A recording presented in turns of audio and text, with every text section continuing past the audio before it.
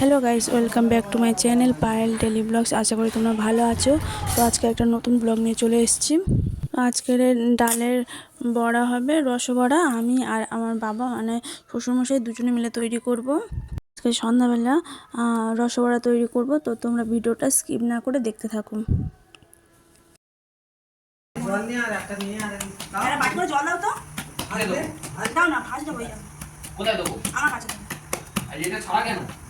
ছাড়া কইবে না কখনো ছাড়া আছে তেল দেবে বলি একটু জল দে।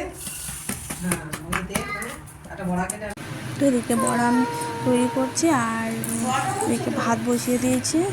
আর দেখো অনেকটা একটু ছোটো মতো করা, তো তো বড়াগুলো অনেকটা পরিমাণে বেশি হয়ে গেছে আর ফুলেছে, সেই জন্য অনেকটা মানে বেশি বেশি লাগছে।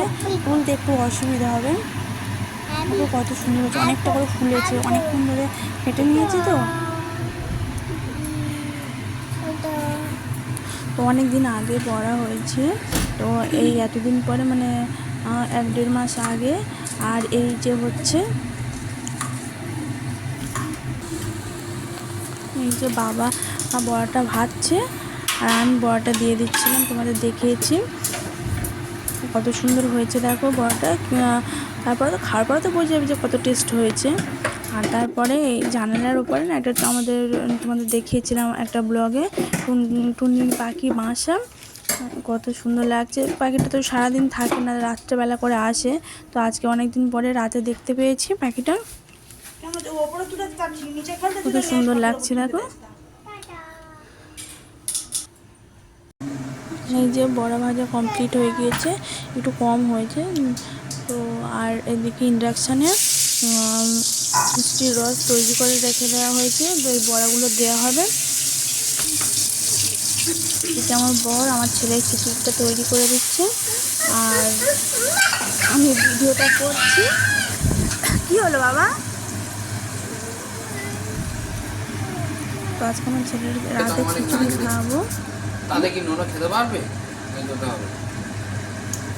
তো আজকে আমাদের কি রাতে রান্না হয়েছে বলো তো, চলো তোমাদের দেখিয়ে দিই। এদিকে ভাত হয়েছে আর এদিকে চিংড়ি আলু ঝাল, আর এদিকে মুসুর ডাল রান্না করেছি, মুসুর ডালটা। আর এদিকে বেগুন ভাজা আর সয়াবিনের তরকারি। আর এদিকে